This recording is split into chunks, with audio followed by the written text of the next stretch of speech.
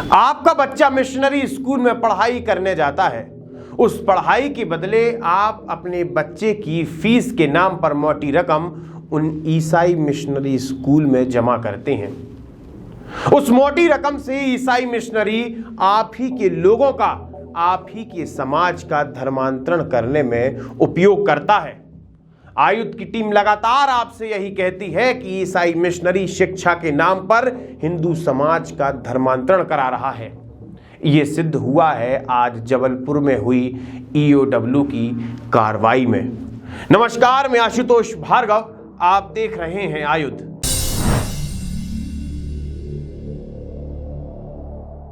आज सुबह जबलपुर में बिशप पीसी सिंह के ठिकाने पर ईओडब्ल्यू की छापेमार कार्रवाई हुई। असल में bishop PC Singh the board of education church of north India का चेयरमैन है। साथ ही इसका ठिकाना जबलपुर डायसिस में है। ईओडब्ल्यू की पूरी कार्रवाई में बिशप पीसी सिंह की यहां से 1.6 करोड़ की नकदी प्राप्त हुई है। और नकदी सिर्फ भारतीय मूल की नहीं बल्कि विदेशों की मुद्रा भी सामने आई है। इसी के साथ बिशप पीसी सिंह द्वारा 2004 से लेकर 2012 तक लगभग 3 करोड़ रुपए का गबन भी किया गया है। जरा पहले ये समझ लेते हैं, the board of education church of north India आखिर है क्या।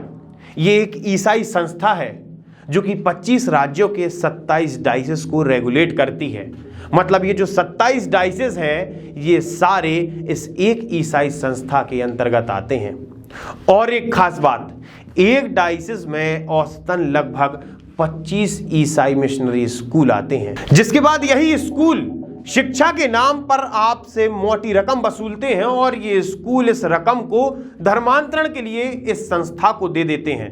जिसके बाद ये the board of education church of north India इस राशि को आप ही की समाज के लोगों का धर्मांतरण करने का गंदा खेल खेलती है। बिशप पीसी सिंह ने भी बिल्कुल वैसा ही किया।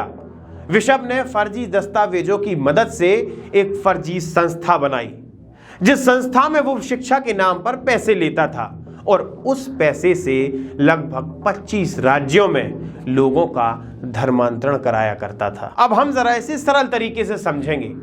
एक मुख्य संस्था है, इस मुख्य संस्था के कई सारे विद्यालय हैं। वो विद्यालय विद्यार्थियों से पैसे लेते हैं और विद्यार्थियों को शिक्षा देते हैं। जिसके बाद जो उनके पास पैसा बचता है तो वो विद्यालय उस पैसे को अपनी संस्था में जमा कर देता है और फिर वो संस्था उस पैसे से लोगों का धर्मांतरण कराती है। एक नियम है कि अगर आपने संस्था शिक्षा के लिए बनाई है तो आप सिर्फ उस संस्था के माध्यम से लोगों को शिक्षा दे सकते हैं, ना कि उनका धर्म परिवर्तन करा सकते हैं। छापामार कार्रवाई के बाद ईओडब्ल्यू ने बताया कि किस प्रकार से 2014 के बाद से बिशप पीसी सिंह के खिलाफ एक के बाद एक शिकायतें दर्ज कराई जा रही थीं। किस प्रकार से बिशप पीसी सिंह अवैध लेन देन करता था, किस प्रकार से बिशप पीसी सिंह द्वारा शिक्षा के पैसे को ईसाई धर्म के प्रचार प्रसार के लिए उपयोग किया जाता था, क्योंकि ये पैसा शिक्षा के लिए था, ना कि धर्म के प्रचार के लिए। ये वर्ष 2015 में एक शिकायत प्राप्त हुई थी कि जो यहाँ का the board of education church of north India Jabalpur है, इनके द्वारा शैक्षणिक संस्थाओं को जो फीस की राशि और अन्य राशियाँ प्राप्त होती हैं उसका बड़ी मात्रा में अन्य धार्मिक संस्थाओं में और व्यक्तिगत उपयोग में दुर्विनियोग किया जा रहा है। इस शिकायत की जांच डीएसपी मंजीत सिंह साहब के द्वारा कराई गई। उनके द्वारा जांच में ये पाया गया है कि वर्ष 2003-04 से लेकर वर्ष 2011-12 के बीच में लगभग 2 करोड़ 70 लाख रुपए का इस तरह का ट्रांसफ़र हुआ है जो अवैधानिक था। प्रथम दृष्टया इसमें जो साक्ष्य प्राप्त हुए उसके आधार पर प्रकरण पंजीबद्ध किया गया, प्रकरण की विवेचना की गई और चूँकि ये वर्ष 2015 से लगातार इसमें जाँच हो रही थी, सारी शैक्षणिक संस्थाएँ लगभग इन्हीं के नियंत्रणाधीन हैं, इसलिए इनकी जानकारियों को प्राप्त करने में काफ़ी परिश्रम करना पड़ा था। जानकारी लगते ही इस मामले को एनसीपीसीआर ने अपने संज्ञान में ले लिया है। एनसीपीसीआर द्वारा कहा गया है कि इस विषय को लेकर, इस मामले को लेकर एक टीम गठित की जाएगी, जिसके बाद उस व्यक्ति और उस संस्थान के ऊपर सख्त से सख्त कार्रवाई की जाएगी।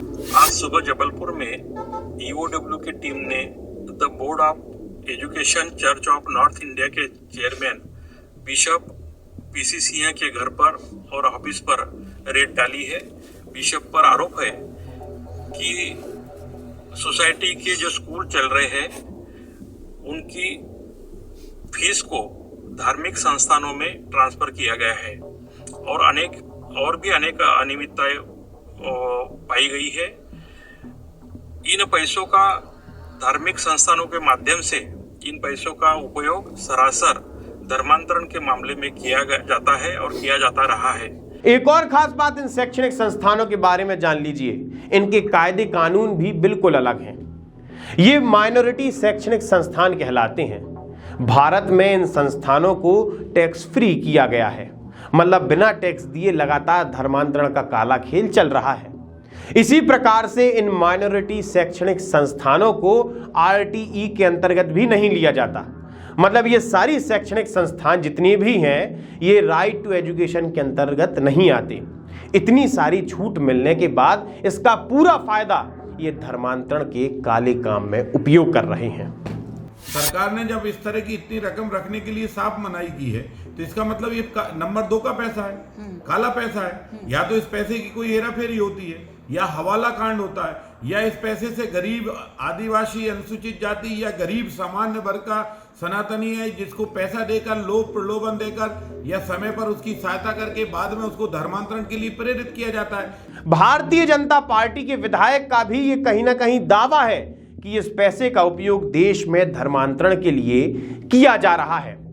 आपको आयुध की वो 15 दिसंबर 2021 की रिपोर्ट तो याद होगी ही कि किस प्रकार से जबलपुर में ही एक शेल्टर होम चलाया जा रहा था, जहां पर छोटे छोटे नन्हे मुन्ने बच्चों का धर्मांतरण कराया जा रहा था, जहां पर एनसीपीसीआर के संज्ञान में आने के बाद उस शेल्टर होम को बंद भी कराया गया। इसी प्रकार से लोगों का यह मानना है कि नवजीवन शेल्टर होम के तार भी बिशप पीसी सिंह और पीसी सिंह की संस्थान से जुड़े हुए हैं।